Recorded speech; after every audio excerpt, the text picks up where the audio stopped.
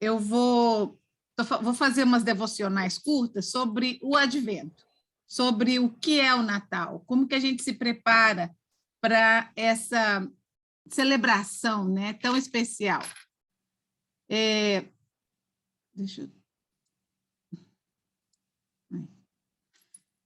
Então, hoje a gente vai, a mensagem é antecipando o Natal. Eu recolhi de várias pessoas que eu li, e aí eu fiz a minha mistura aqui. Então, eu vou ler para mim não sair do tema.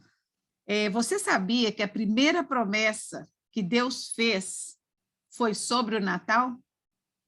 Em Gênesis, lemos que o primeiro pecado de Adão e Eva no Jardim do Éden separou a humanidade da presença de Deus. O pecado tirou de nós a inocência e nos tornou impuros. E porque Deus é santo e perfeito, ele não poderia estar em um relacionamento com um ser impuro. Essa separação machucou o coração de Deus, porque ele nos ama mais do que podemos imaginar. Deus imediatamente traçou um plano para a nossa reconciliação. Com ele, desde o princípio da existência humana, Jesus seria parte da história. Deus deixou Satanás saber qual seria o seu destino. Ali mesmo, no Jardim do Éden, Deus disse para Satanás qual seria o destino dele. Lá em Gênesis 3:15 diz assim: eu farei com que você e a mulher sejam inimigas uma da outra para sempre. E assim também serão inimigos a sua descendência e a descendência da serpente, né?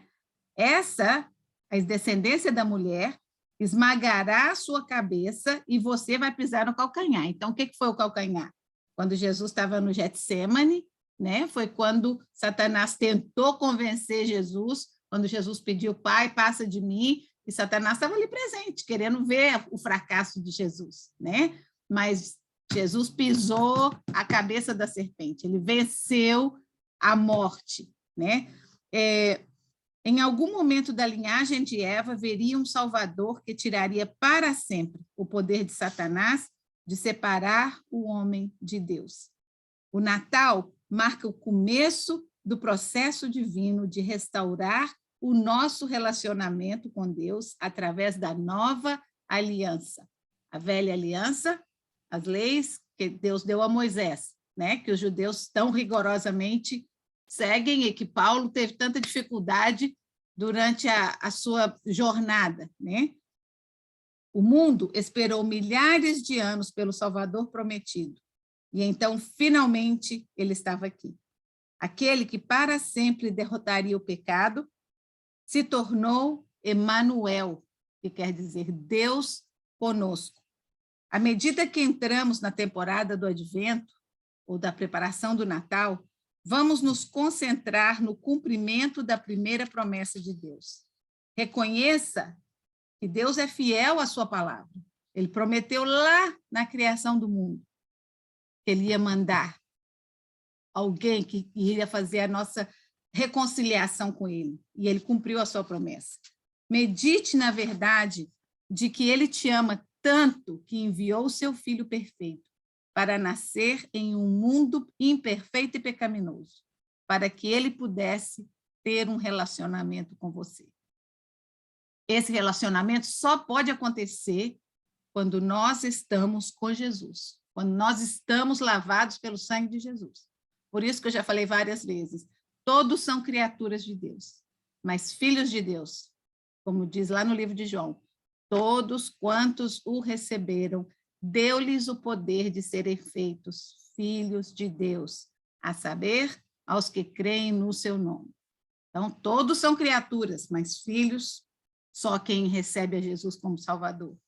Porque lá em Isaías 9:6 diz assim: porque um menino nos nasceu, um filho nos foi dado, e o governo está sobre os seus ombros. E ele será chamado Maravilhoso, Conselheiro, Deus Poderoso, Pai Eterno, Príncipe da Paz.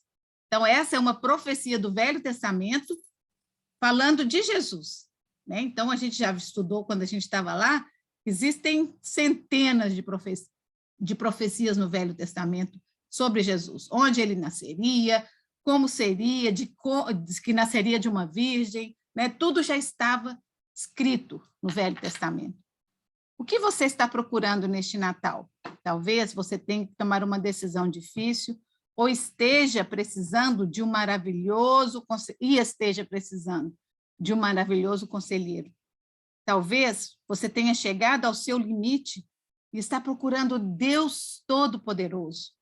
Talvez você não consiga estar com sua família no Natal e precise do Pai Eterno.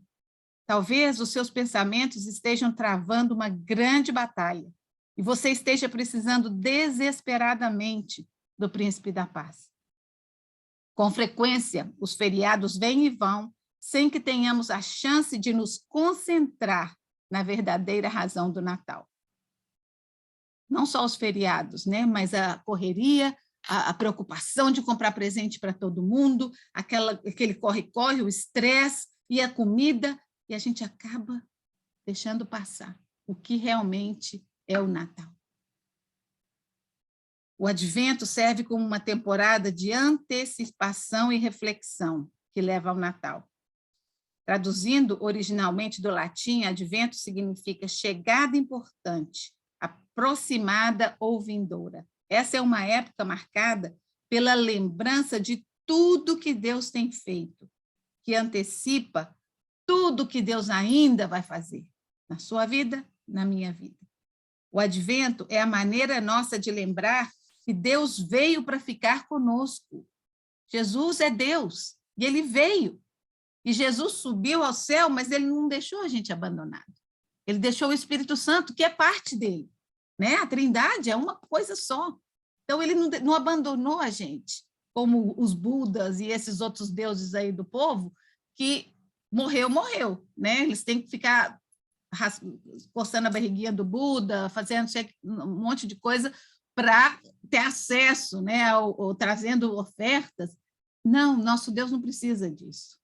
Ele quer um relacionamento íntimo, e quanto mais perto a gente está dele, mais certeza a gente tem de que ele é real e de que ele está conosco. Nós esperamos em oração pelo retorno do nosso Senhor, da mesma forma que os israelitas aguardavam ansiosamente o cumprimento das profecias do Antigo Testamento. Então, os israelitas tinham todas essas promessas escritas, né, em rolos que eram lidas nos templos. Eles sabiam de todas essas promessas. E Jesus veio e eles não creram. Né? Agora, eu e você temos a promessa de que ele vai voltar. E existem sinais dessa volta. Sinais que a Bíblia diz que a gente tem que prestar atenção. E outra coisa que a Bíblia diz é que a gente deve esperar com ansiedade, com alegria, não com medo. Por isso que a gente tem que estar preparado. Né? A cada semana vamos explorar um dos temas definidos do Advento. Esperança, paz, alegria, amor. Vamos juntas preparar o nosso coração para celebrar a chegada do Filho de Deus, que se fez homem por nós, por amor. Por amor ele se fez homem. Isaías ainda diz, no versículo 7, do capítulo 7, portanto, o Senhor mesmo vos dará um sinal. Eis que a Virgem conceberá e dará à luz a um filho, e lhe chamará Emanuel. O que significa? Deus conosco. Deus conosco. E o Verbo se fez carne e habitou entre nós, cheio de graça e de verdade. E vimos a sua glória como a do unigênito do Pai. Então, se a gente coloca Gênesis e o João no capítulo 1, se a gente coloca junto esses dois versículos, a gente vê que lá em Gênesis, Deus falou, façamos o homem à nossa imagem e semelhança. Façamos quem? Pai, Filho, Espírito Santo. Ali, na criação, criando tudo, determinando como tudo seria. E aí, em milhares, 2000 anos, ou sei lá quantos, né? Porque para Deus não tem, a gente não sabe, no Velho Testamento, se teve mais anos do que a gente imagina. Mas anos e anos, milhares de anos passaram. E João escreveu, no princípio era o Verbo, e o Verbo estava com Deus, e o Verbo era Deus. e o Verbo se fez carne e habitou entre nós. Então, Gênesis, o Antigo e o Velho Testamento se encontram nisso. Jesus estava lá no princípio, Jesus está no meio ali, quando ele se fez carne, habitou entre nós, cumpriu o plano de Deus de ser o cordeiro que leva a cada pessoa que crê nele ao acessar o coração de Deus, né? E ele vai voltar. E aí, quando ele voltar, aí acabou. Aí vai ser para sempre na presença de Deus, os que escolheram. Os que não escolheram, para sempre, na destruição, no lago de fogo, com o diabo e os amiguinhos dele lá. Não é muito boa a perspectiva para eles, né? E eu fico pensando assim, às vezes a gente é tão apegada a essa vida aqui, a gente vive tão despercebida da eternidade, que a gente não se dá conta que isso aqui é muito pouquinho. Uma vez eu fiz com o JT, peguei um barbante bem comprido e falei, olha, tá vendo? Foi assim, mas muito, no quintal inteiro. Falei, isso aqui, ó, isso aqui vai ser a sua vida na Terra. O resto, infinitamente, é a eternidade. Então, é com essa parte de cá que a gente tem que preocupar enquanto a gente está aqui na Terra. Não com aqui, é preocupar com a eternidade. Será que eu vou para lá? Será? Só Jesus pode dar essa certeza. Só Jesus. Nada que eu fizer, eu vou merecer. Só o sangue de Jesus que pode me libertar. Então, agora, aqui tinha uma oração que eu achei bonita, eu vou fazer. Pai, estou maravilhada ao ver que a sua primeira reação ao pecado foi uma promessa de que não nos manteria afastados para sempre. Obrigado por, desde o princípio, escolher enviar Jesus para que tivéssemos um relacionamento contigo. Conforme nós nos aproximamos do Natal este ano, me deu uma revelação mais profunda da profundidade do cumprimento dessa promessa. Uma vez que Jesus veio ao mundo, permita-me experimentar a alegria que sentiste quando Jesus nasceu. E o cumprimento da promessa foi colocado em prática. Imagina-se que Deus era aquela mistura de alegria e de dor, né? Porque Deus entregou o Filho porque Ele queria eu e você ao lado dele. Mas Ele sabia que, para isso, o Filho teria que sofrer. O Filho teria que morrer. Então, era uma mistura de dor e satisfação e alegria.